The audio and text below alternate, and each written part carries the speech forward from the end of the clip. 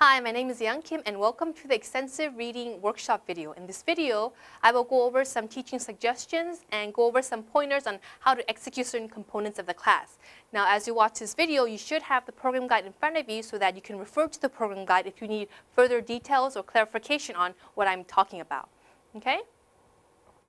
All right, now, the program, as the program name implies, is extensive reading. Now, as students are being exposed to a lot of reading material, we want the students to increase their reading fluency, and we also want to build upon their reading skills, right? And as they build upon their reading skills, we hope that the students will be able to do better on our achievement test or on any standardized test, okay? So keep that in mind as you go through the class.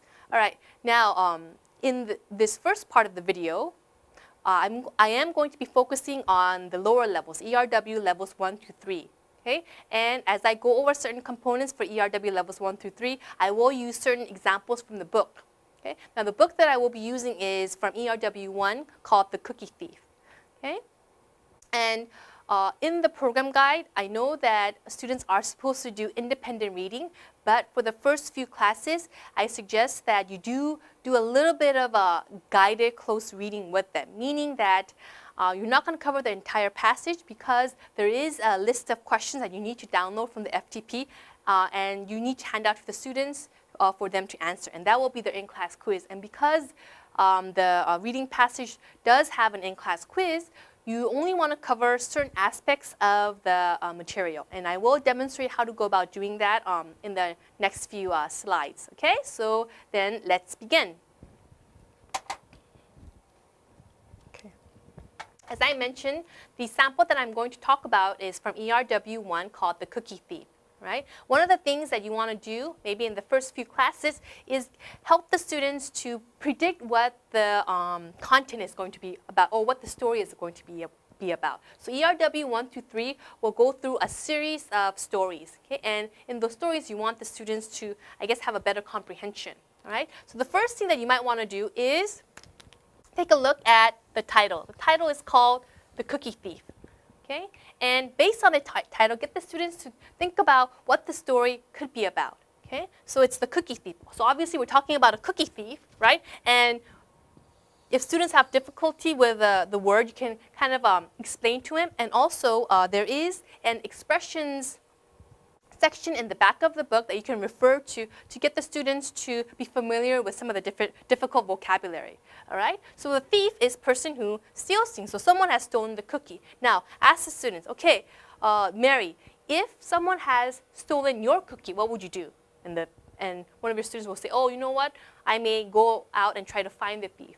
Okay? And then you ask them, so how would you go about finding the thief? You would look for clues and whatnot. Right? So get the students to predict. Okay? And then in the following sentences, get the students to kind of understand what's happening in the classroom or what's happening in the story. Okay? So you might want to utilize the W questions, the who, the what, the when, where, and the how. Okay? So go through and ask them these questions. And because we are dealing with the lower level students, you really want to kind of you don't want to put too much emphasis on reading skills. But if there are certain transition words that you think might be important, you can point those out as well. All right? Okay. And in doing guided close reading, what can also help you to have discussion or to get the students to predict is that because we are dealing with a storybook, there are pictures. Okay, so this picture is of a boy looking at the floor with a magnifying glass, right? So based on these pictures, you can get the students to predict what's going on. Okay, so basically, this main character has lost maybe something, okay, and he's looking for clues as to go about catching the person who stole whatever it is he lost. Okay.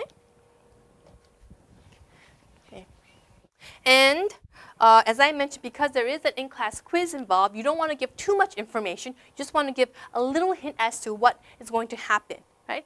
Then you have the students read on their own, and as they read, you will give out the handout that has the list of questions. Okay? And what students should do is, because it is time consuming to write down everything onto the piece of paper, students can highlight the answer in the book, and they should write the question number. Okay? So they should highlight or underline, okay, a certain passage. So for instance, okay, they can underline this particular sentence, okay, and then they can write number 1 next to it, okay, or they can underline this and write number 2 next to it. Okay? Because what's going to happen is once students are done answering the questions, they will switch books, and you can just call out the answers. Okay?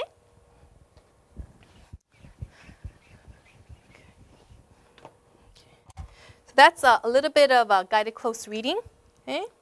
Now the next portion that I want to talk about is the acting section. So in the acting section, okay, you are given 2 scenes, right? But depending on how big the class is, okay, or depending on how small the class is, you can include more characters. So you can improvise this section.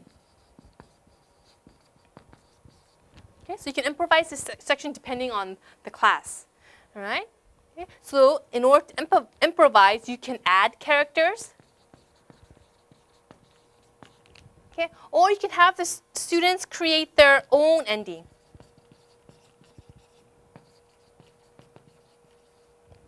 Okay, and because this is acting,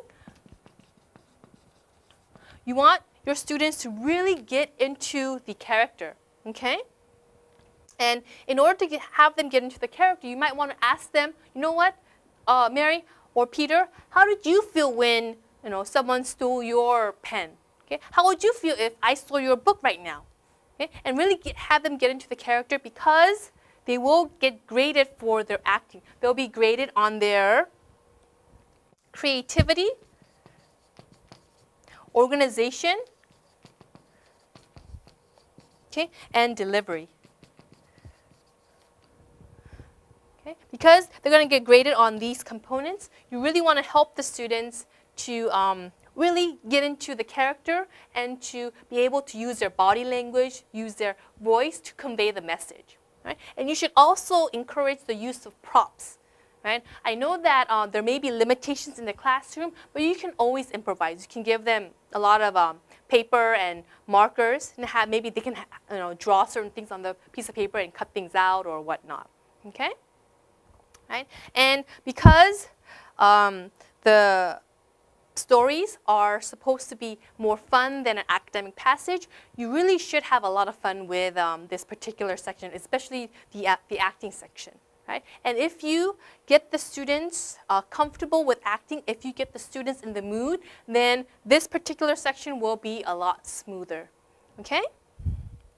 All right, so this is the acting section. Okay?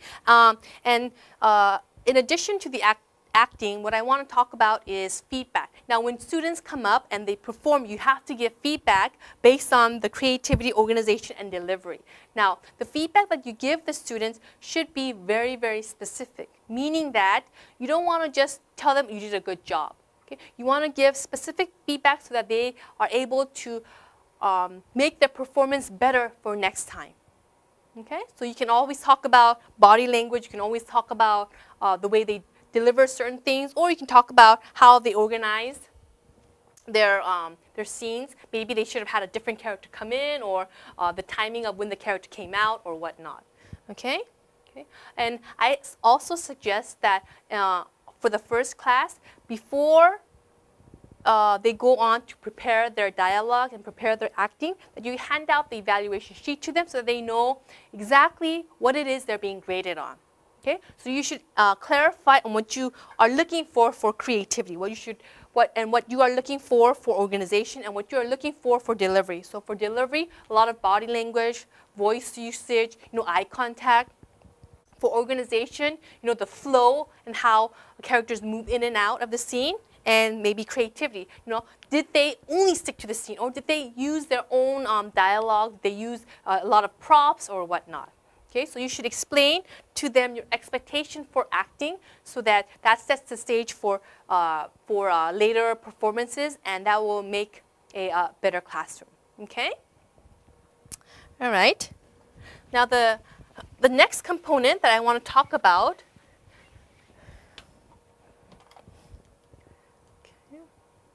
is the outline. Now, students will do an outline before the acting. Okay, and this outline is in the book. So the book is divided into like part 1, part 2, part 3, part 4. Okay, and the program guide should specify which part to go to do certain components. All right, now for the outline, basically, this is going to be the summary of whatever is happening in the story. So you will have students fill in the characters and the place, okay, and the plot as to what's going on, right? So this is basically a summary, right? And what you're going to help the students do is you're going to help the students identify the major points that go in this outline. Okay? And after the students have filled in the outline, you're going to get the students to orally summarize what they've written.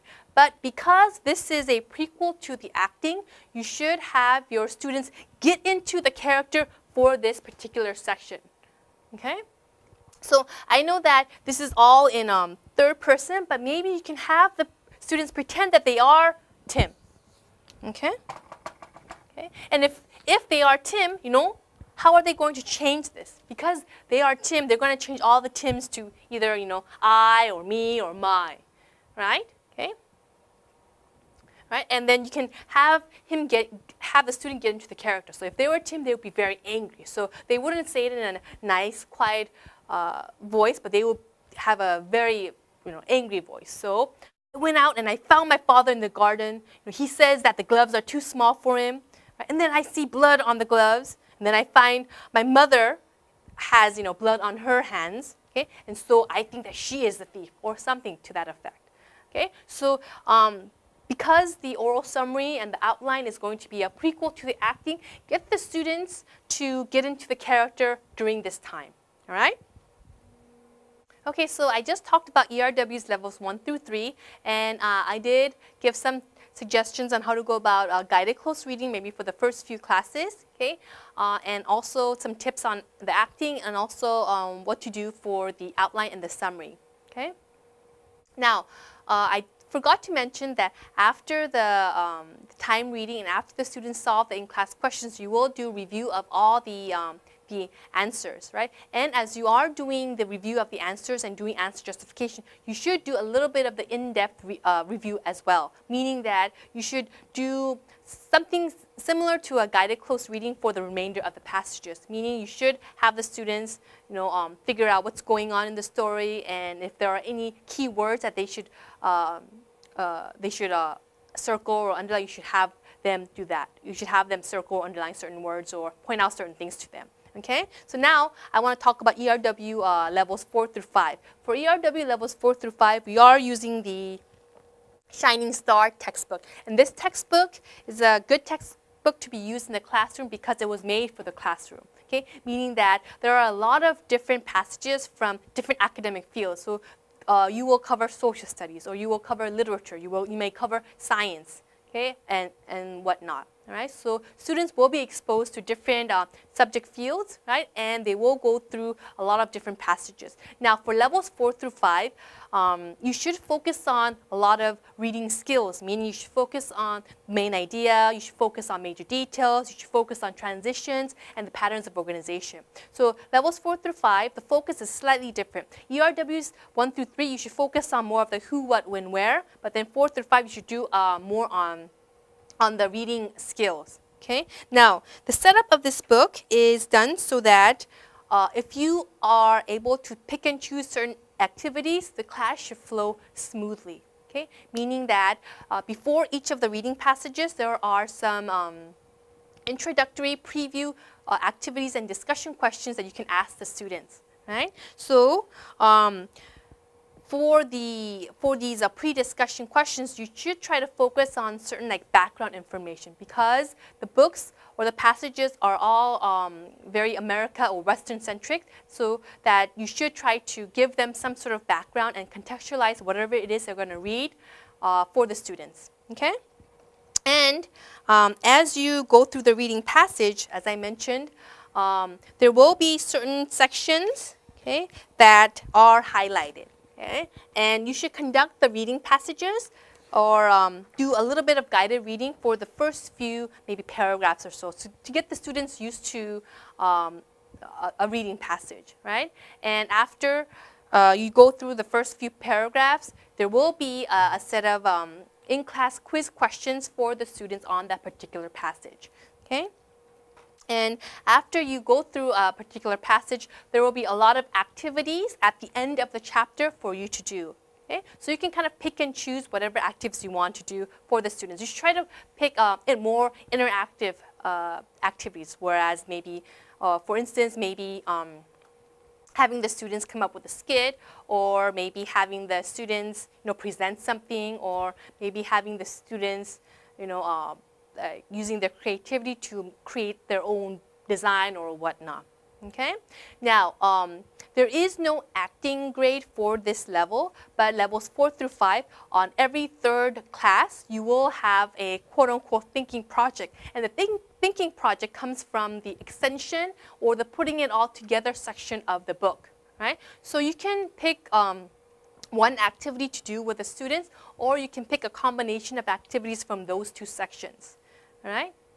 And because this is a quote-unquote thinking project, you want to pick an activity that is going to, last a few minutes, something that requires a little bit of thought and something that requires some sort of output at the end, okay? And students will have to come up and they will have to present their projects, and they will get graded based on their, as similarly to ERW levels 1 through 2, based on their creativity, organization, and delivery. Okay? Right? So they will be graded on these 3 things. So you should keep that in mind when you are explaining the project, so that students are aware of what it is that you are going to look for. Okay? And I suggest that before students get together to prep the thinking project, that you do talk about the specifics of these 3 categories. Okay? Okay. And of course, with any of these levels, whether you're teaching level 1 or 3 or 4 or 5, keep in mind that you want to be as interactive as possible, right? And because we are trying to get them to increase their reading fluency, you shouldn't try to, give them a sense of appreciation for whatever it is they're reading. Granted, it might be a little difficult and it's probably easier said than done, but really try to get the students to appreciate the reading passage and appreciate the stories that they're covering, because later on down the line, it will all be beneficial to them. All right? Now, if you have any more questions or if you need further clarification on what to do in the class, please refer to the program guide. And if you have further questions, you may also address them to your FMs or your HI. Okay? Thank you, and I hope you have a wonderful class.